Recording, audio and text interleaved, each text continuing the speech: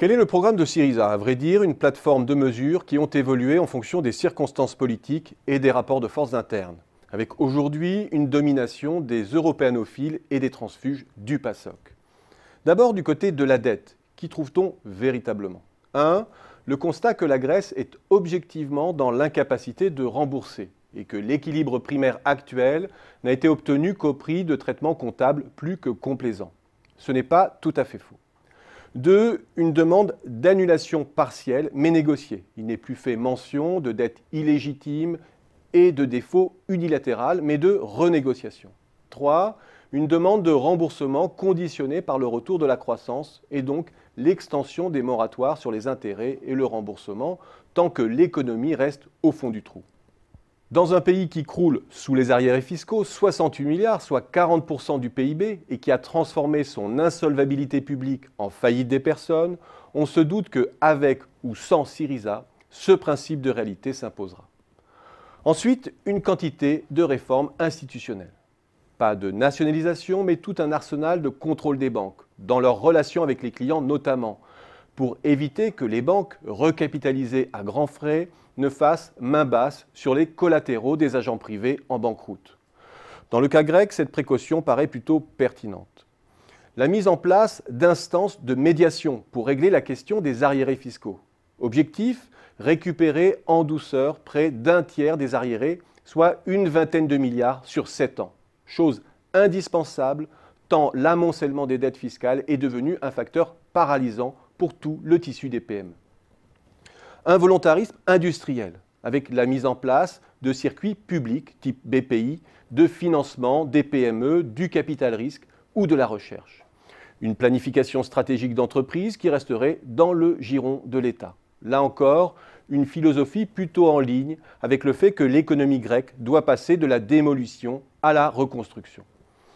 Une réforme de l'État avec un renforcement du contrôle, de l'évaluation, une décentralisation, la promotion de la démocratie participative, le développement de l'e-administration pour mettre fin à l'enfer bureaucratique. Côté fiscal ensuite, majoration des seuils minimaux d'imposition supprimés dans les faits aujourd'hui.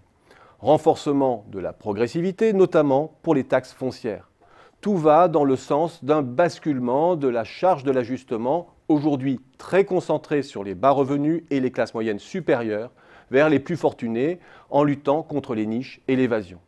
La liste Lagarde des évadés fiscaux est notamment évoquée. Il faut rappeler ici que la Grèce est le pays le plus inégalitaire de l'Union européenne. Ensuite, toute une série de dispositifs pour lutter contre l'extrême pauvreté. Gratuité de l'électricité et des transports publics pour les ménages sous le seuil de pauvreté. Garantie de logement pour 30 000 familles. Paiement d'un 13e mois pour les petites retraites. Réembauche des fonctionnaires mis à pied.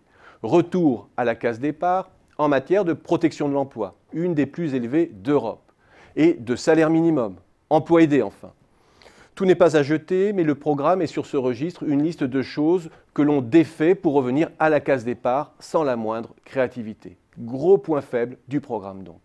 Et surtout, le maillon faible du financement. Un cocktail plus qu'incertain, mêlant la récupération d'une partie des arriérés fiscaux, la lutte contre l'évasion, la taxation des grosses fortunes, les recettes fiscales liées au dopage des salaires et la mobilisation des programmes européens.